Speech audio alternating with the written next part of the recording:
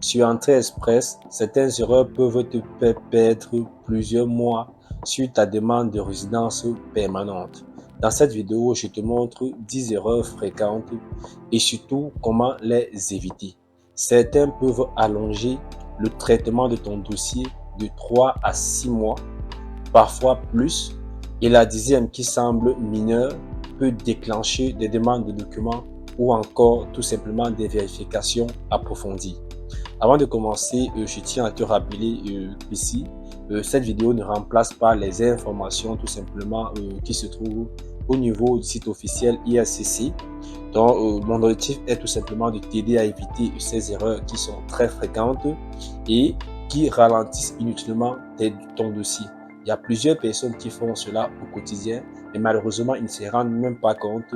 Ils voient simplement la durée de traitement de leur dossier allongée et ils ne savent pas que ce sont ces erreurs, parfois qui semblent très mini, mais qui coûtent vraiment cher dans le traitement de vos dossiers.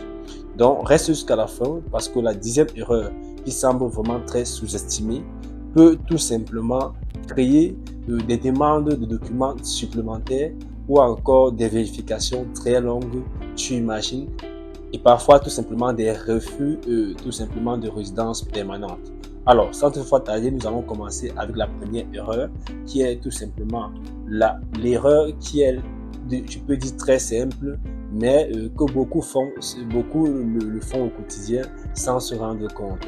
Il ne faut pas confondre admissible et invité. Vous savez, lorsqu'on veut faire tout simplement une procédure d'entrée express, on commence tout simplement par vérifier son admissibilité via l'outil du gouvernement qui est en ligne. Et lorsqu'on est tout simplement, on a l'approbation que notre profil peut être admissible au système Entrée Express. Beaucoup pensent que ça signifie qu'ils sont invités et ils ne mettent rien sur pied, ils ne se contentent plus à bien préparer les choses, ils sont simplement tranquilles et pour eux ils se disent non, comme j'ai déjà validé mon admissibilité via l'outil, ça veut tout simplement dire que je serai invité ou que je suis invité. Et lorsqu'ils font cela, après 3 mois, 4 mois, ils se rendent compte que rien n'est fait, ils ne se mettent pas la pression et c'est comme ça qu'ils peuvent passer 1 an sur place sans bouger d'un pas. Donc vraiment, je tiens à te rappeler que admissible ne veut pas dire invité, il faut bien savoir cela. Admissible veut dire tout simplement que tu entres dans le game, tu fais partie, donc tu peux entrer dans le système, Entrée Express, mais invité veut dire que tu es sélectionné. Donc plusieurs personnes peuvent être dans le bassin et maintenant pour qu'on te sélectionne, il faut tout simplement que tu sois invité. Donc il ne faut pas confondre cela. Nous passons donc tout simplement à la deuxième erreur que font beaucoup de débutants, parfois même ceux qui sont depuis sur Entrée Express, mais ils ne comprennent pas que c'est ça qui leur pose tout simplement problème. Il s'agit de confondre, de choisir tout simplement le mauvais code CNP. Donc, tu peux être tout simplement sur Entrée Express. Si tu choisis le mauvais code CNP, si tu te fies simplement, je prends un exemple, tu peux être tout simplement, tu as une licence en gestion, et que tu travailles simplement comme logisticien. Donc, si tu pars peut-être au niveau du site concernant les codes CNP et que tu choisis un code CNP du gestionnaire, malheureusement, ce n'est pas le cas. Ton code CNP doit être le code qui est lié tout simplement à logisticien. Donc, tu vois, si tu fais cette erreur-là, lorsqu'il va falloir tout simplement présenter les documents qui attestent que c'est ton métier, vraiment, tu auras des surprises. Ça serait difficile pour toi simplement d'avancer. Donc, prends la peine. Il faut retenir tout simplement qu'au Canada, ce qu'on recherche, ce sont les tâches. On ne lit pas ton ego. On ne lit pas tes titres prestigieux que tu as dans ton pays. Il faut tout simplement que les tâches que tu exerces dans ton pays via ton métier soient tout simplement en relation, en lien avec les tâches du code CNP que tu dois choisir.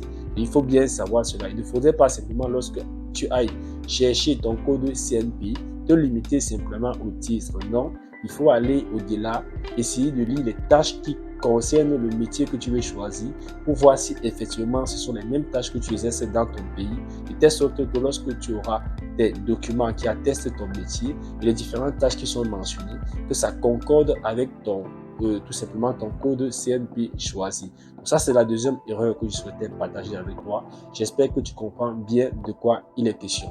Nous passons donc à la troisième erreur. Bien, ici, beaucoup font le test de langue tard. Lorsqu'on dit ils font le test de langue tard, ça veut dire quoi? Tu as fait par exemple ta simulation au niveau du site de l'outil de vérification d'admissibilité et compte tenu que tu as un niveau peut-être de français élevé, tu as donc décidé que oui, tu dois tout simplement, tu peux avoir un résultat de C2 ou C1, c'est bien, mais tu as rempli ces informations au niveau tout simplement du site et lorsque tu as peut-être une invitation, c'est où tu es en train de te battre pour faire ton cours de langue ou encore ton test de langue. Et tu sais bien qu'en Afrique aujourd'hui, il y a des pays que c'est très compliqué d'avoir même une place pour faire le test de langue. Donc, il est mieux parfois, si tu tiens à ton projet d'immigration, de commencer tout simplement par le test de langue. C'est vrai, ça va te prendre un peu de temps et de l'argent, mais si tu tiens vraiment à ta procédure, compte tenu que c'est un test qui accompagne plusieurs programmes d'immigration, donc tu peux déjà faire cela dès maintenant, que d'attendre peut-être à la dernière minute où tu es coincé, peut-être tu ne fais pas bien ta préparation et malheureusement même tu n'as pas peut-être les résultats escomptés et par conséquent tu ne pourras pas simplement introduire ces résultats que tu as eu à mettre. Donc, si tu as précisé que tu avais par exemple un C1 et que par la suite tu fais tout simplement ton test et que tu n'as pas ce C1, tu vois que ça serait difficile, tu n'aurais plus, même si tu as eu une invitation, ce serait difficile pour toi de justifier ce score que tu as eu à mettre dans la partie concernant le test de langue. Donc je t'invite vraiment à prendre cela au sérieux. N'hésite pas à te renseigner, à te préparer déjà concernant tout simplement les tests de langue, que ce soit tout simplement le français ou l'anglais, et les avoir déjà en main. Si tu fais et que tu as un résultat qui ne te correspond pas, tu peux tout simplement refaire et même si tu remplis le formulaire ou tu remplis simplement ton profil en ligne avec les résultats actuels, tu pourras avoir le temps de refaire, de repasser simplement un autre test afin d'améliorer tes résultats. Donc ça, c'est la troisième erreur que je tenais à te partager et j'espère également que tu tiens, comme je te dis, évite vraiment cette erreur. Ne fais pas comme les autres, attendre à la dernière minute pour commencer à te battre, faire ton test. Vraiment, ce n'est pas une stratégie. Ok, nous passons à, donc comme je te dis, retiens simplement que beaucoup de profils ne sont pas bloqués au niveau du Canada, ils sont bloqués parce qu'ils n'ont pas de test de langue. Donc si on t'invite et que malheureusement tu n'as pas un test de langue, ça ne sert à rien, ton dossier sera simplement rejeté. Ok, nous passons donc au quatrième élément ou encore à la quatrième erreur, c'est que beaucoup payent trop tôt des services miracles. Tu vas voir en ligne, on va te dire non, obtiens ta résidence permanente via Entrée Express à 1 million et tu peux simplement tu déposes 1 million. Tu ne sais pas de quoi il s'agit. Tu as l'impression que c'est tout simplement une marchandise que tu dois aller au marché acheter à 1 million. Or, ce n'est pas le cas. Si tu as vu notre vidéo où nous t'expliquons le processus d'entrée express, tu te rends compte qu'il y a plusieurs niveaux, il y a plusieurs étapes. Ça voudrait dire que c'est vrai, tu peux payer les 1 million pour te faire accompagner, mais tu vois que la majeure partie des étapes, toi-même tu peux les faire. Si tu as peut-être des difficultés, tu as énormément des informations concernant ces difficultés sur notre chaîne et plein d'autres chaînes que tu peux tout simplement les consulter. Et en plus de cela, tu te rends compte parfois tu payes même et à la dernière minute, tu te rends compte que ce n'est pas vraiment le suivi que tu t'attendais. Donc, il n'est pas bon de te précipiter à payer lorsque tu comprends résidence permanente. Non, il est mieux pour toi de comprendre de quoi il s'agit, de comprendre les canaux qui encadrent effectivement tout simplement la procédure que tu décides de t'engager et éviter de te précipiter à déposer de l'argent dans une quelconque agence d'immigration ou encore chez une tierce personne. Donc, c'est cela que je tenais à te partager. Beaucoup se précipitent, déposent une caution, déposent une somme. Ils ne savent même pas de quoi il s'agit. Donc, il faut éviter cela. Et parfois, ils prennent des engagements.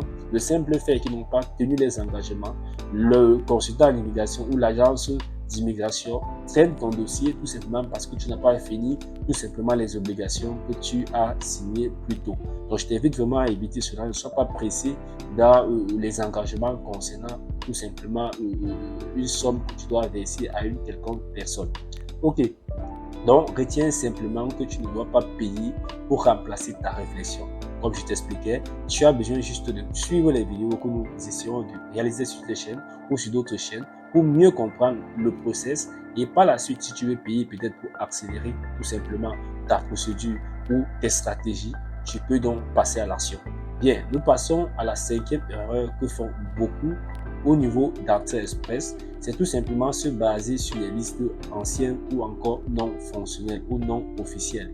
Tu sais, tu peux voir peut-être une information sur Facebook ou même tu as vu une vidéo YouTube qui date peut-être de 2023 ou de 2024 et tu te mets tu essaies de figer ta stratégie sur cette vidéo. Or, il faut savoir que chaque jour, il y a des mises à jour dans des programmes, il y a des mises à jour au niveau du Canada. Donc, il est bon pour toi de suivre l'actualité.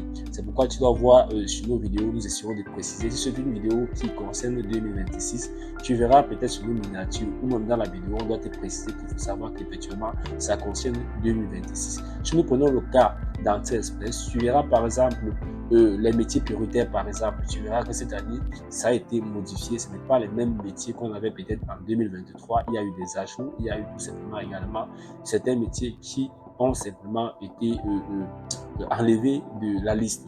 Donc, tu te rends compte, et c'est la même chose pour plusieurs informations qui sont mises à jour au quotidien. Donc, il est bon pour toi de suivre des vidéos ou encore de suivre des informations actualisées que de te figer tout simplement aux anciennes informations qui ne sont plus à jour et par conséquent, tu ne pourras pas avoir gain de cause. Donc, si tu dois retenir quelque chose, une bonne stratégie sur une mauvaise information reste simplement une mauvaise stratégie. Ok, nous passons à la sixième erreur que je souhaite te partager ici. Merci déjà de regarder cette vidéo. Si tu n'es pas encore abonné, merci de t'abonner sur la chaîne. C'est la seule possibilité, c'est le seul canal pour toi de nous encourager à continuer à te faire des vidéos qualitatives sur l'immigration au Canada et surtout concernant le travail au Canada. Les statistiques nous montrent que 70% de ceux qui regardent nos vidéos ne sont malheureusement pas abonnés à la chaîne. Nous ne savons pas trop pourquoi. Mais j'espère que tu es déjà abonné. Si ce n'est pas le cas, merci de cliquer sur le bouton s'abonner. Donc, nous passons donc au niveau de la sixième erreur que font beaucoup de débutants. Ils essaient de croire qu'une offre d'emploi suffit. Donc, il faut faire très attention. Tu sais, avant, il était possible que dès que tu as une offre d'emploi, ça te permettait de booster ton nombre de points et par conséquent, c'était facile pour toi d'être simplement invité. Aujourd'hui, ça a changé. Le fait d'avoir une offre d'emploi n'a pas très d'impact comme avant. Il y a, depuis 2025, il y a une mise à jour de 2025 qui a tout simplement remédié cela. Ça veut dire que même si tu as une offre d'emploi, si tu n'as pas un certain nombre d'éléments pour pouvoir améliorer ton profil, tu peux ne pas être invité. Donc, il faut faire très attention. Je t'invite à vérifier toujours les informations. Si tu as une offre d'emploi, ça peut vraiment t'aider, mais elle ne remplace pas un profil solide. Nous passons donc à la septième erreur que font beaucoup de débutants, c'est que se disperser sur plusieurs chemins, sur plusieurs voies. Tu sais, il y a plusieurs programmes qui peuvent te permettre tout simplement d'immigrer au Canada, mais on ne peut pas te conseiller de suivre toutes ces voies parce que ces voies, ça dépend tout simplement de ton profil. La chose que tu as besoin de faire, c'est de vérifier les chemins ou encore la voie qui correspond parfaitement à ton profil.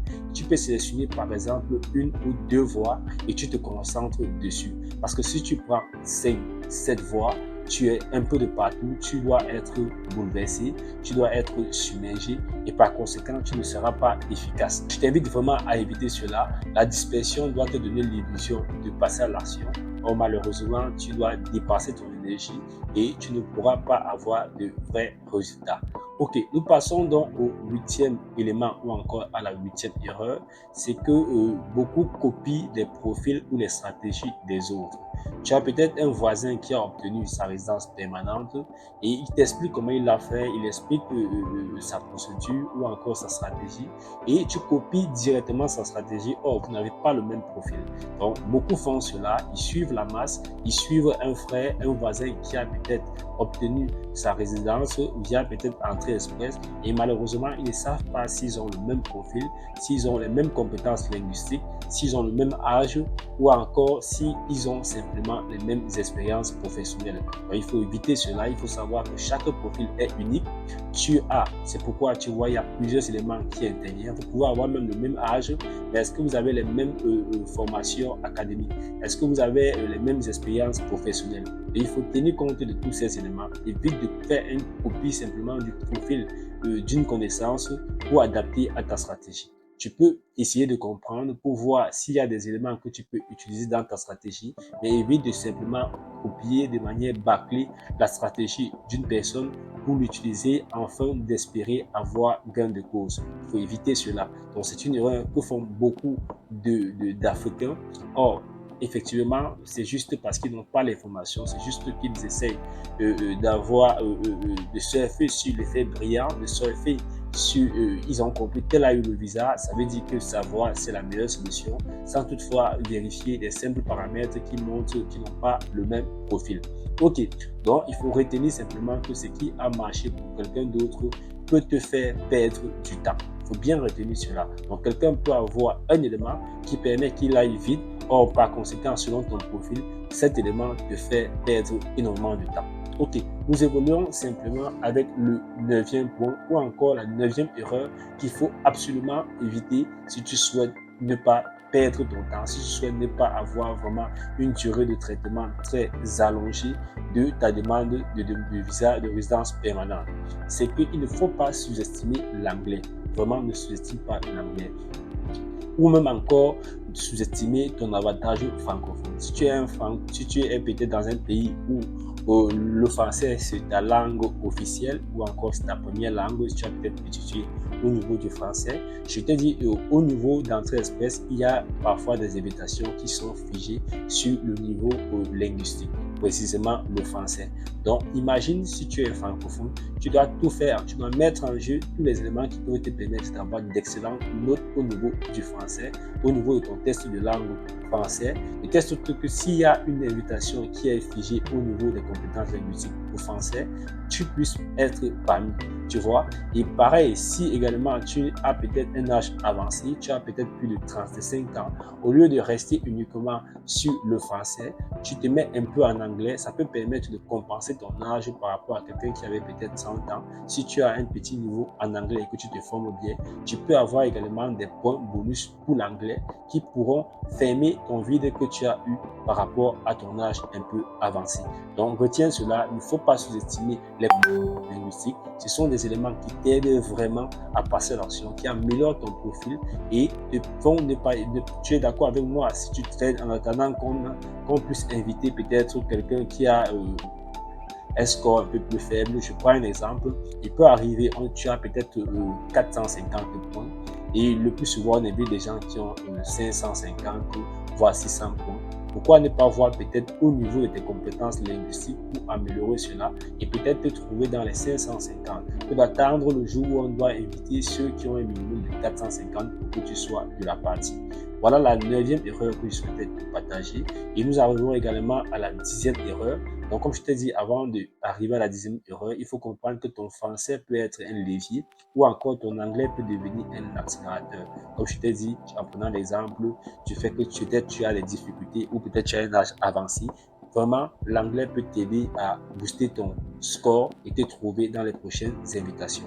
Ok, nous passons donc à la 10e erreur que je tenais à te préciser. Comme je dis, beaucoup négligent cela, c'est simplement le fait de ne pas se préparer, de ne pas préparer les preuves d'expérience ou encore les preuves de fond.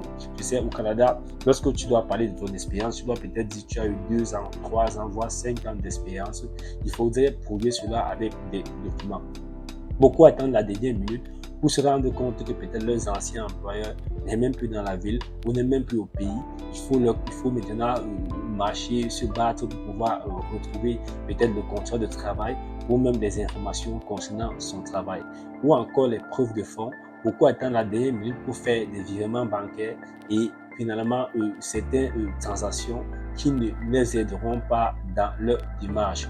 Il faut savoir que ce soit des preuves de fonds ou encore les preuves d'expérience professionnelle, il est bon de préparer cela très tôt. Si dans ton profil, tu as précisé que tu peux avoir par exemple 18 000 $ canadiens, donc nous prenons un exemple, si tu as précisé que tu peux avoir par exemple 10 millions de francs CFA, il faudrait dès maintenant regarder la stratégie qui doit permettre que tu justifies ces 10 millions. Il ne s'agit pas simplement de mettre 10 millions en banque et dire moi j'ai 10 millions, non.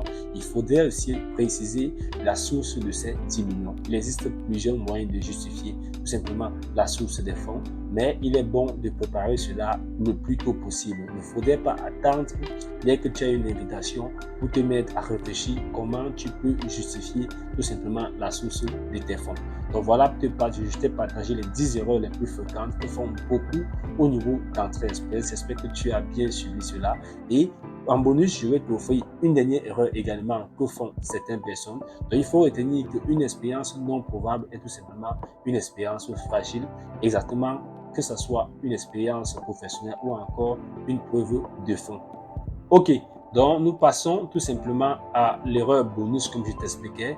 C'est tout simplement que beaucoup n'ont pas de plan d'action clair. Tu sais, un projet comme Entrée Express, un projet d'immigration via Entrée Express demande une préparation vraiment solide et efficace.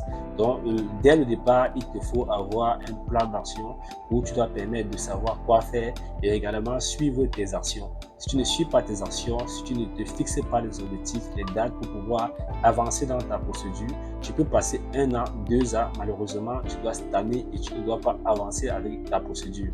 Nous t'avons préparé tout simplement un plan d'action concret de 16 jours qui te permet de mettre un certain nombre d'éléments en place afin de te permettre vraiment de suivre ta procédure et de commencer à faire des pas en avant concernant ta procédure Entrée Express. Si tu souhaites obtenir tout simplement ce plan d'action de 7 jours, je t'invite simplement à écrire en commentaire « Chris, j'ai besoin du plan d'action 7 jours » et je t'envoie cela gratuitement. Tu peux également utiliser tout simplement notre numéro WhatsApp pour nous contacter en précisant simplement « Chris, j'ai besoin du plan d'action de 7 jours » et nous allons t'envoyer cela gratuitement. Merci d'avoir suivi la vidéo jusqu'ici. Si la vidéo t'a plu, n'hésite pas, tu peux la partager, tu peux liker la vidéo. Et si tu n'es pas encore abonné, merci de t'abonner. Allez, à plus.